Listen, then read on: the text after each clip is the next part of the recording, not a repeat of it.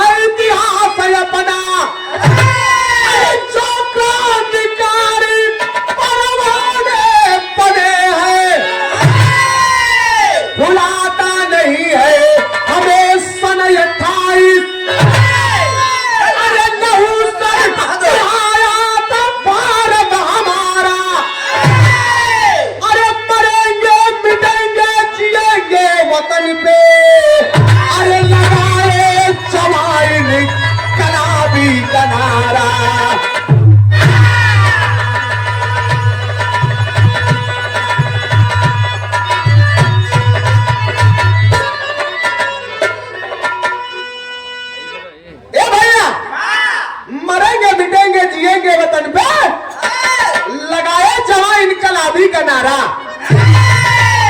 ई देश भारत गुलाम रहल।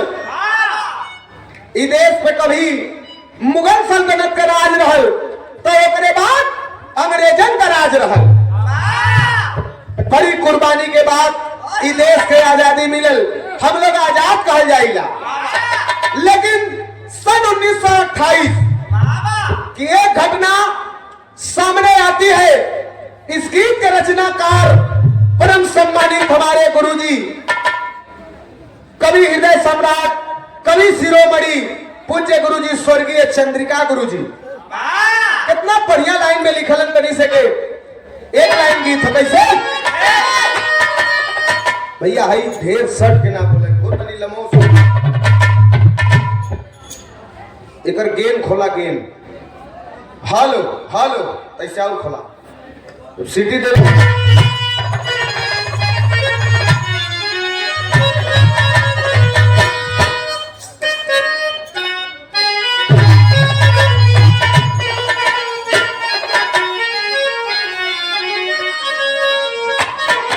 किसी कौवाल ने कौवाला से कहा था क्या कहा था कि मैं नाजे हुस्न हूं तू मेरा एहतराम करो, जवानी नाम है मेरा मुझे सलाम करो सलाम करो।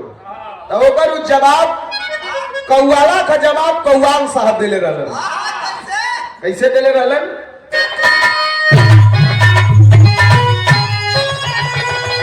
अरे तुझे सलाम करता मगर एक काम करे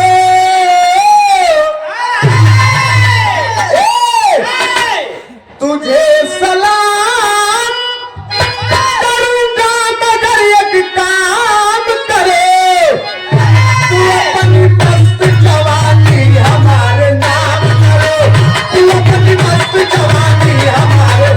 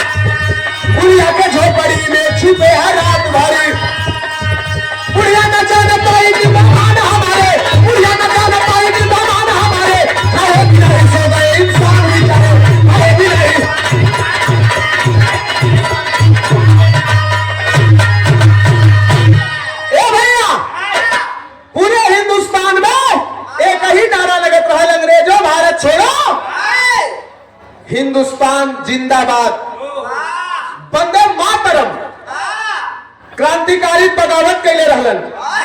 और महाराष्ट्र के अंदर नागपुर है, और नागपुर से सटला एक ठे जंगली इलाका रहे, जमन 20-25 घर का एक ठे गांव रहा। वही गांव में एक बुढ़िया रहत रहल, अपने बेटवा सूरज के साथे पति इस दुनिया में ना हुन विधवा रहल, अपने लड़का के साथे जीवन गुजारत रहल, गरीबी रहल। रात के समय एक दिन अचानक 3 ठे आदमी अइलन, अब बुढ़िया अपने झोपड़ी में सुतल है। वो तीनों आदमिया अइलन और जाए के बुढ़िया के कोठरिया में हल गइलन, और अंदर पुअरा बिछावल है, वही पे लोट के ऊपर से कमरा ओढ़ लेला। बुढ़िया सोचत है कि हमरे घरवा में कौनो लगत है हल गई ना, के हाँ कहाँ से आयल है, कहाँ जाई। उठ के पूछ लेही कि पानी दाना कराए देही कि खाना खियाए देही। बुढ़िया सोचत है, लेकिन एक ठे गीत कवन,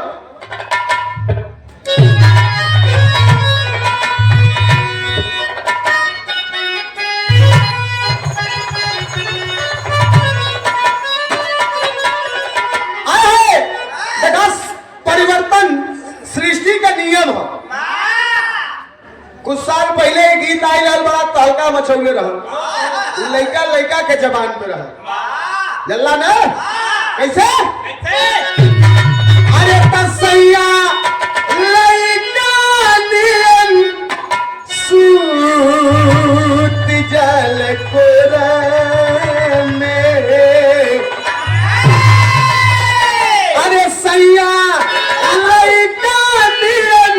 सूत जल कोरा में, दिया के यजोरा में ना, सैया लड़का दियन सूत जल कोरा में, दिया के यजोरा में।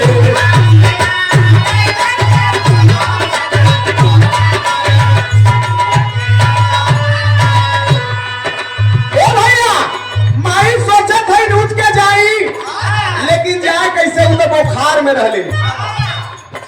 अरे माई अरे तू खावा,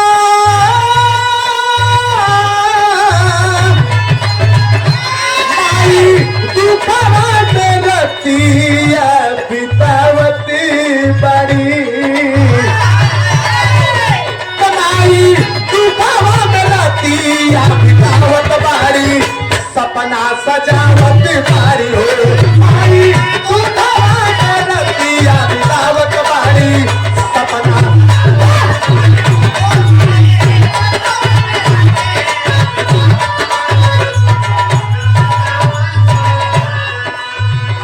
क्या सोचत हई, अरे होत सवेरे करब ममता दुलार हो, चमनवा के होई है बाहर हो,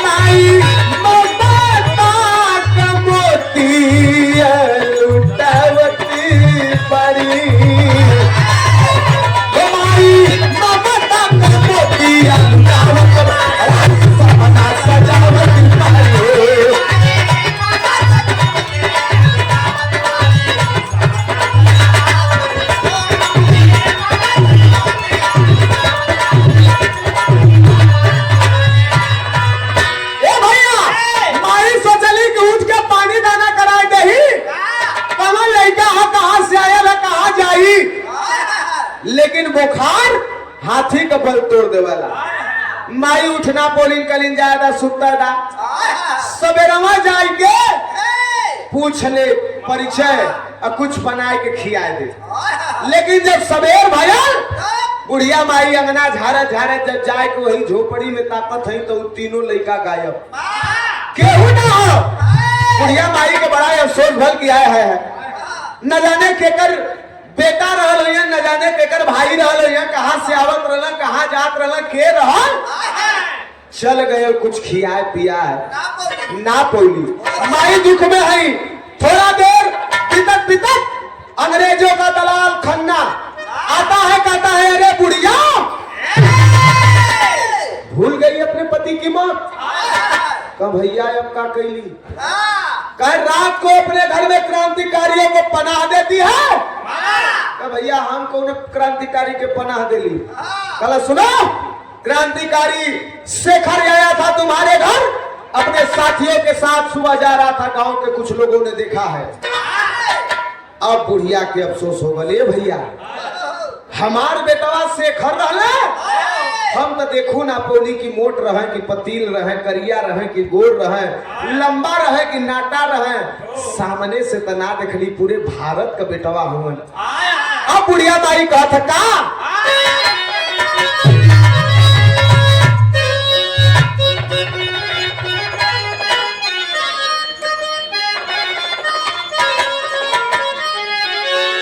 गीत बड़ा पुरान हो, हमारे राम दादा लोगन गावत रहलन कि अरे गंगा जी के ऊंची बा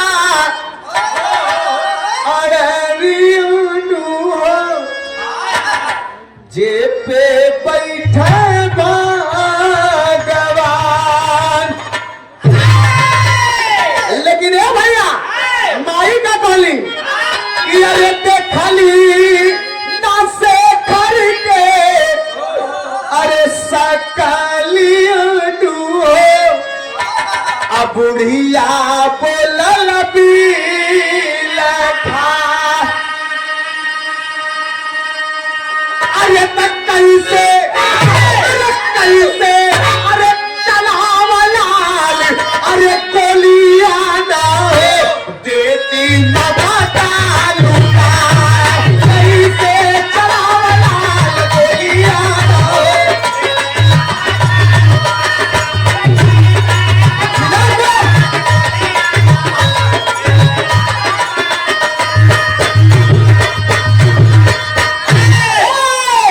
अरे जनती की अरे चंद्र से घर पाया न गिया तू धावा पियावती बैठौती अपने दिया तू धावा पियावती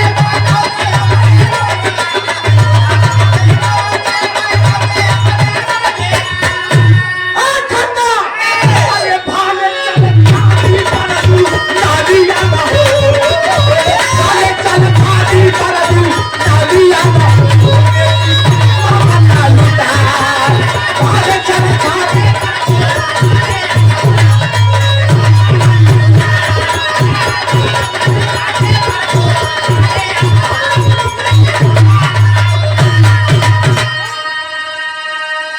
खन्ना सुनो, हम तो समझी ना पौली कि हमारे लगे हमार बेटा शेखर आयल रहल, नहीं तो पता रहत तरतिया के कुछ बना के खिया देले होई।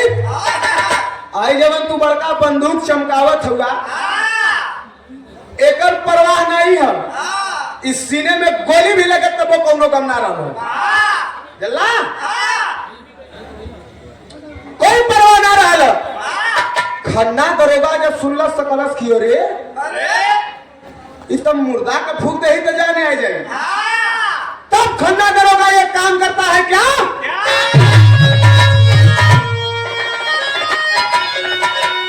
बढ़ा ला मगा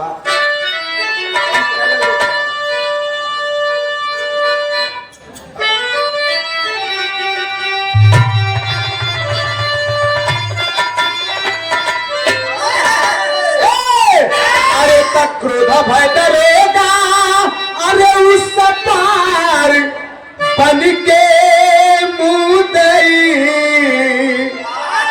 अकोड़ावा से करने लगा वार बन के मुदई। करुण भाव है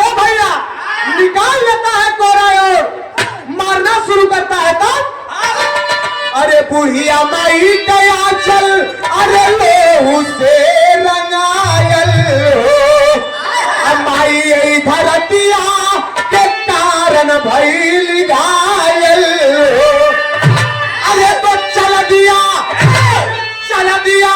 कहीं के तुरंत उधार बन के मुदई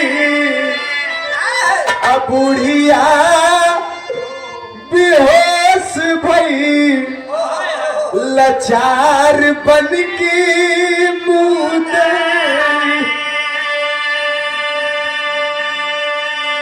ए भैया निकाल के खोड़ा सटासट लगल बुढ़िया के ऊपर बरसावे। जब बुढ़िया के ऊपर बरसावे लगल बुढ़िया का उम्र 80-85 साल रहल हुई।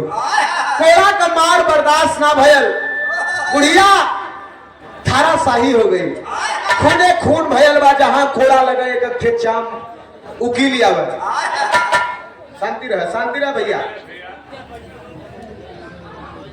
बुढ़िया मतारी धाराशाही हो जाती है, बेहोश होकर गिरी है। खन्ना दरोगा कहता है कि अरे गांव वाले सुनो, ई बुढ़िया के पास जे आई जवन असर बुढ़िया का भयल वही असर वहू को हुई। मारे डरन के कोई गांव में वो बुढ़िया के पास ना गयल तो काट के लकड़ी जंगल से बुढ़िया का बेटा आया है। अरे सीता माता को गोदी के पीछे उठाया है। बोली बुढ़िया ये लाल मेरे आजादी सुमन खिलाना तू, अरे लहू के कतरे कतरे का चल के हिसाब चुकाना तू। जंगल से लकड़ी काट के बुढ़िया का बेटवा सूरज आयल और जब सूरज आयल तब बुढ़िया माई कि देखलस जमीन पे गिरल दौड़ के गए उठा लेलस कि अरे माई अभी सवेरे गई तो ठीक रहलू हो, ई हालत तोहार के कैलस आय है। बुढ़िया माई कहलिन कि बेटा मरत है लेकिन अनानाहक मरत है लेकिन अनानाहक मरत है। ई देश के लिए कुछ करना पौली सारी सच्चाई बतौले हैं माई बुढ़िया। उ लड़का सूरज से साथ ही साथ वचन देलिन कि हमरे खून कर जैसे हमार खून बहल हमरे खून के आखिरी कतरा कर तो के हिसाब लेवे के हाँ। और महीना न बीते खन्ना दरोगा के मार गिरी हा। माई बुढ़िया उ लड़का के अंदर बगावत भर देलिन, जोश भर देलिन। दिल में प्रतिशोध कर आग लगल है तो भयल का टेरी में कहना है।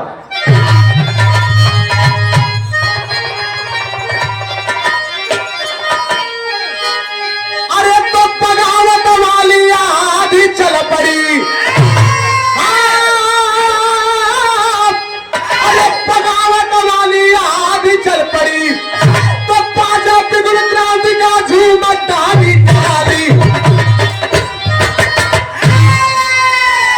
बगावत वाली आंधी चल पड़ी, दिल में प्रतिशोध के आग लग गल। वो लड़का के अंदर प्रतिशोध के आग लगल और जब प्रतिशोध के आग लगल तो चाहवा अंग्रेजवन के देखा वही जब मार के धाराशाही कर दे। निशाने पे के चाहुले रहल खन्ना के देखा पेवर पी रस का लाइन है।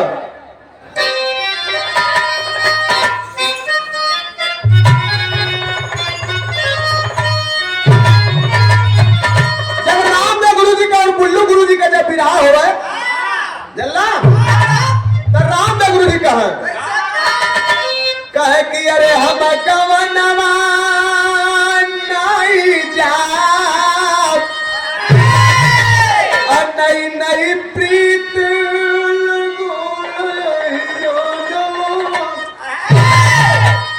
लेकिन बुल्लू गुरु तैसे ही के बदल दे कहे कि अरे हम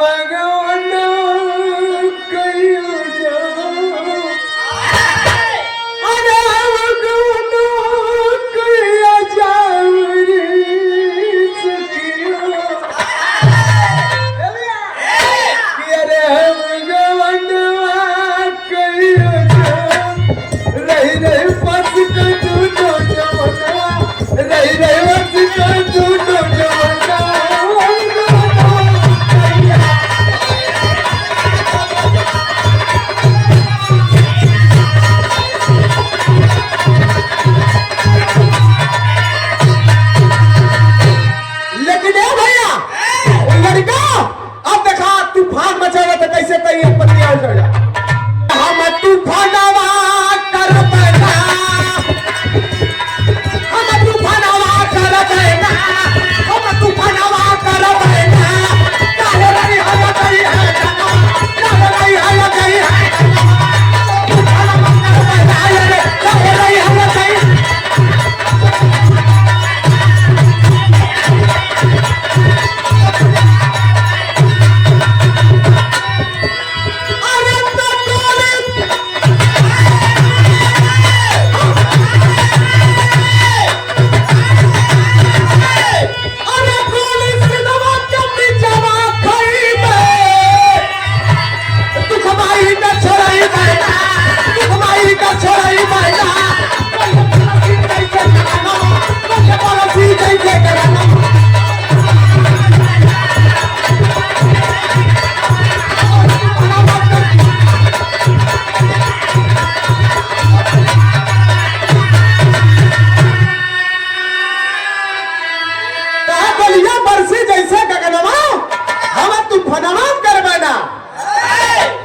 संभर जाई ना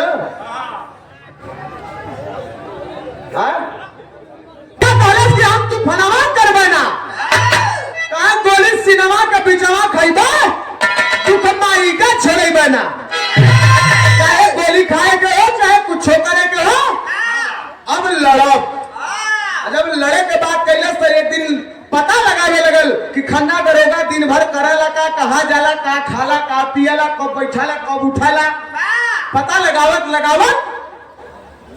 पता पाए गल कि सवेरे जब मॉर्निंग वॉक करे जाला तो अकेले रहला आज तो करे बंगला के बहरे बैठल हो और जब सवेरे खन्ना दरोगा निकलल मॉर्निंग वॉक पे तो जाए के ओकरे सामने पत्रकार के भेष में थे यहाँ झोला लटकौले हो और जाए के खड़ा हो गए खन्ना दरोगा कहले कि what is this what happened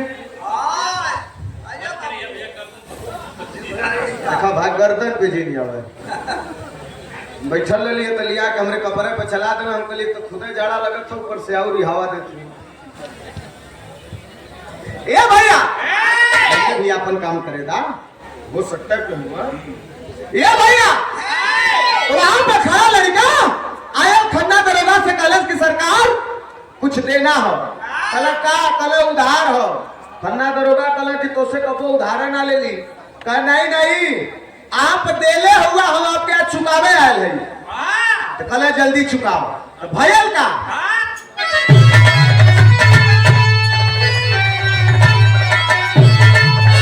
जाओ जा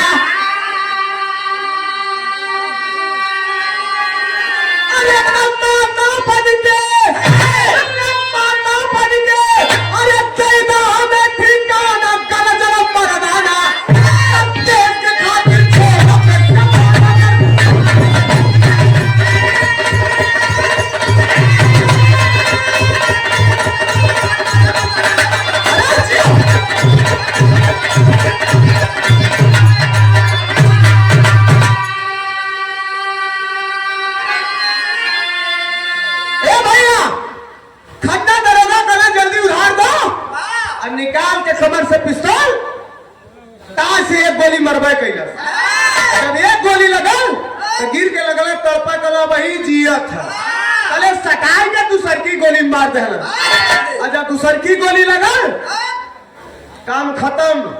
यार गोली का आवाज सुन के अंग्रेज अलर्ट हो गई, तुरंत सीटी बजा दिले, पकड़ो पकड़ो ये बागी, पकड़ो पकड़ो ये बागी, भागने ना पाया। अंग्रेज दौड़ा लेलन, अब भागत भागत भागत भागत लड़का आयल कहा नागपुर सिटी में, और एक दरवाजा खुलल रहा, वही दरवाजा में धान से घुस गई, एक तो सीढ़ी रहल, वही सीढ़ी के चढ़ल पहला तल्ला पे जब गई तो ऊपर नाच होत रहा, एक लड़की नाचत रहे और एक थे बुढ़िया से औरत मेकअप मार के हाथे में गजरा लेके और सूंघा था, कहता वाह क्या बात है। वैसा तैसा जगह नहीं रहल, वो चंपा बाई के कोठा रहल, वेश्यालय रहल, जाए के चंपा बाई के कुर्सी के पीछे वो लड़का चुपचाप बैठ गया, और जब बैठ गया तब तक चंपा बाई उठल, लड़का का हाथ पकड़ के कलश किया, लड़के कौन हो, कहां से आए हो, कहां जाओगे, क्या मंसूबा है। तब वो हाथ जोड़ के कलश की माई हमार नाम सूरज है, खन्ना दरोगा के मार के आयल है। चंपा बाई कलश की राम राम राम राम, क्यों हत्या किया, जल्दी से पुलिस बुलाओ। तब तक हाथ जोड़ के कलश की माता बन के देता हमें ठिकाना गर्जल मर्दाना, दर्श के खातिर छोड़ दा बेस्याबाना गर्जल मर्दाना। माई बेस्यावृत्ति करके जिंदगी आप खत्म कर देलू। अच्छा एक बुलेरो गाड़ी यहाँ पर खड़ी बा, जे भैया कहो ओके आगे पीछे तनी कह लेवल जाए, थोड़ा काम में अड़चन आवत हो। ए भैया हाथ जोड़ के कलश की माई बन के हमके सहारा देता, क्रांतिकारी है, शेखर का चेला है, यही खन्ना दरोगा हमारे 80-85 साल के माई के मार के मौत के घाट उतार दिलस, वही का बदला लेके चल ही आए हाय तुरंत चंपा बाई धैलस कलाई लेके गई घर में, दरवाजा बंद कर दिलस। पुलिस से आयल, कलश की ए चंपा यहाँ कोई देशभक्त आया है, कहीं यहाँ देशभक्त ना आया मन,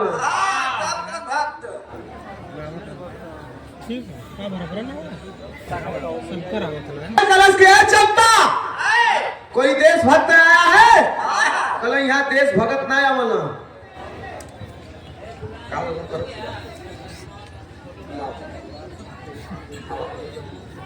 उठा था उन्हों को जरूरी है, भाई वो लड़का के धर्म का बेटा मान के ऊपर सेवा करे लगल, लेकिन कैसे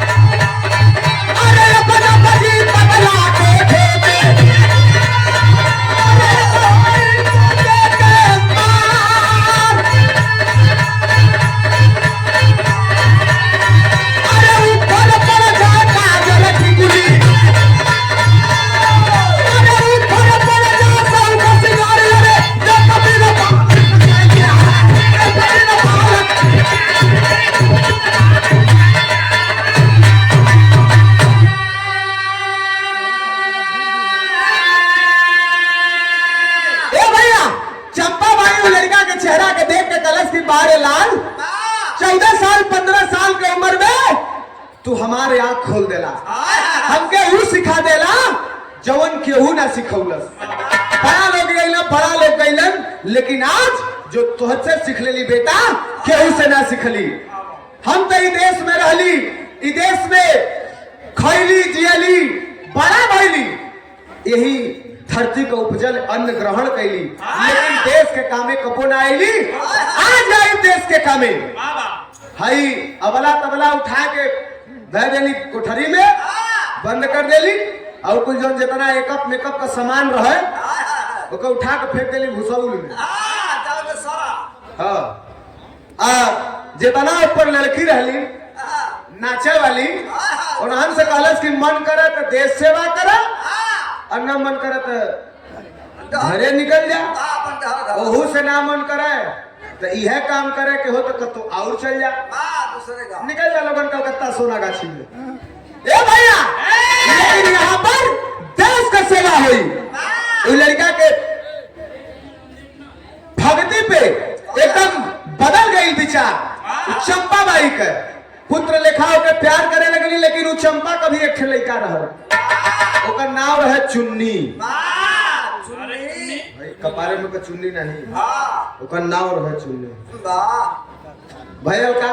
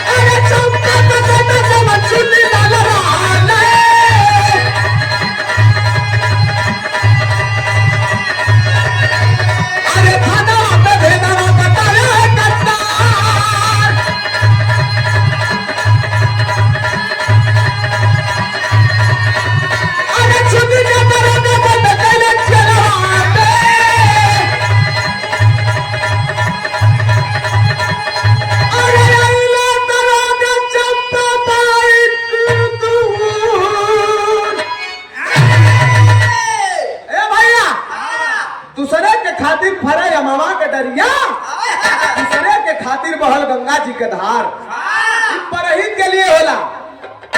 आम का पेड़ जवन फरेला वो आम स्वयं अपन फल ना खात, ओके दूसर कोई खाला। और ऐसा गंगा माई का पानी, गंगा माई अपने पानी के स्वयं ना पियली न अपने नहाली, और न दूसरे के मना करेली कि हमरे पानी में लोगन मत आवा। उस सबके लिए हो, परहित के लिए हो। लोग कहलन कि चल के गंगा जी में नहाए के पाप धोएला। हम तो दिन भर में चार छठ करीला, दरिया गंगा माई है डुबकी मार के आ जाए कट जाला।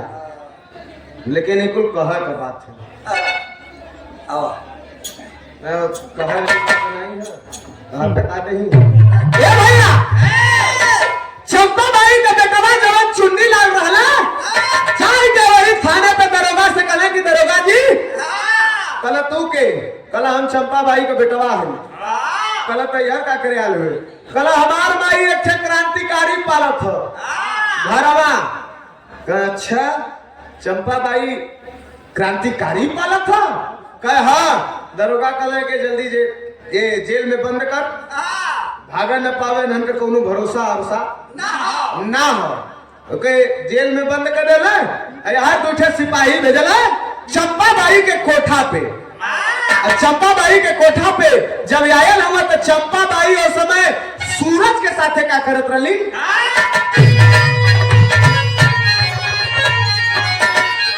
अरे तो सूरज के भोजनिया करावत रही चंपा। अरे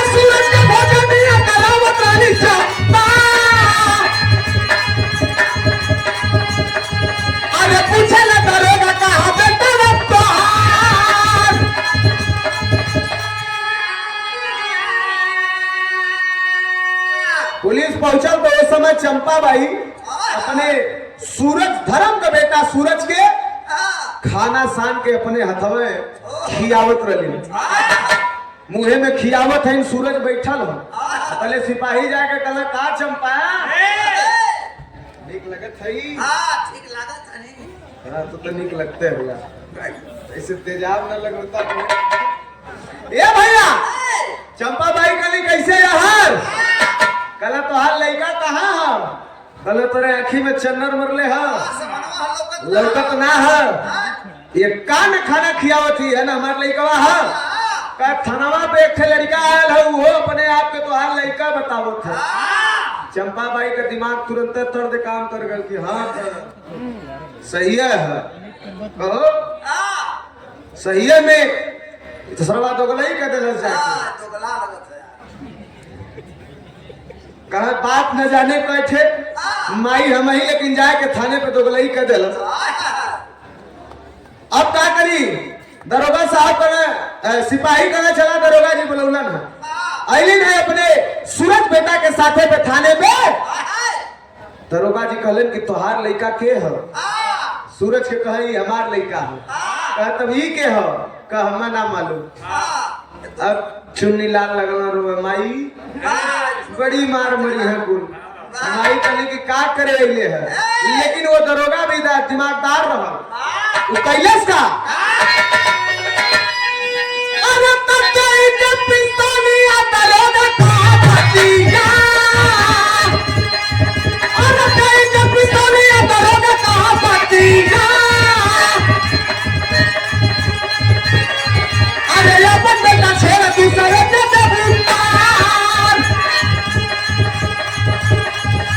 अरे तो यहाँ फोटो में, अरे यहाँ फोटो में बड़ा नवा बड़ा चंपा के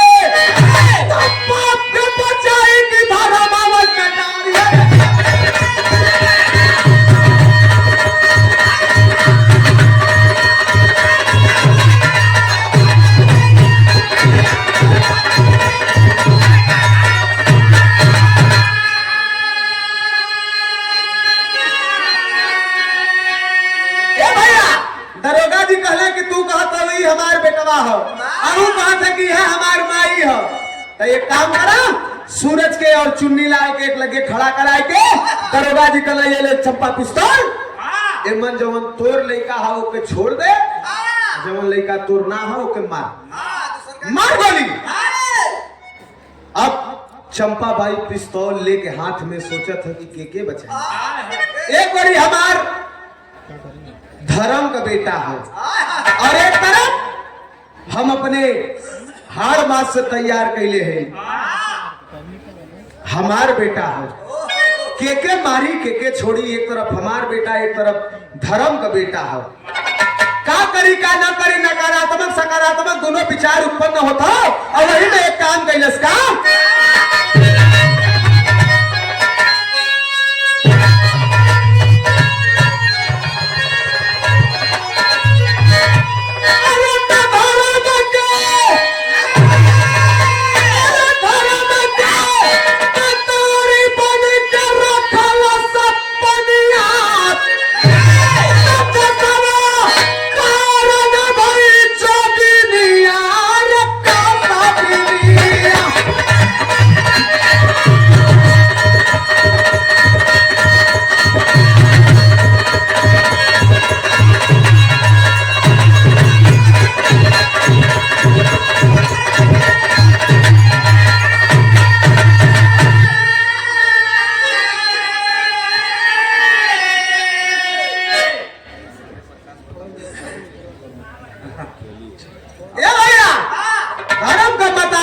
बन के रखलस पनिया के सब कारण भाई जोगिनिया रे कसबिनिया का कैलस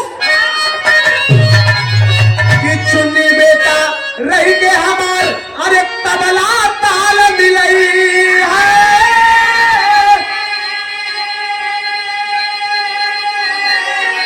अरे तो सूरज बेटा रही के हमारा देश प्रेम दिखलाई है, तमरल सा चुन्नी के जोगिनिया और का सबिनिया।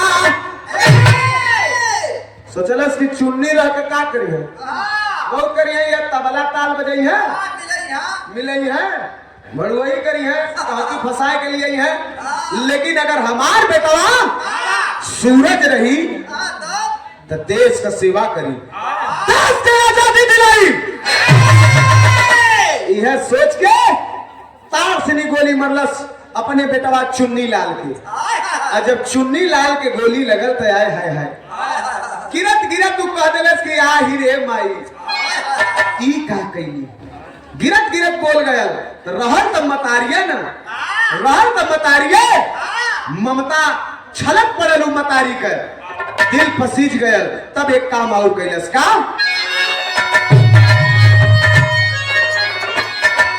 माई कह के चुन्नी गिर गए, अरे चंपा तब घबराई,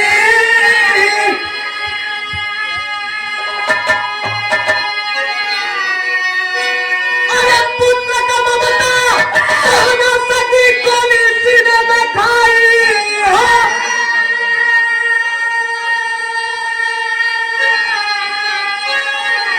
अरे माटी हो गई पवन राज का।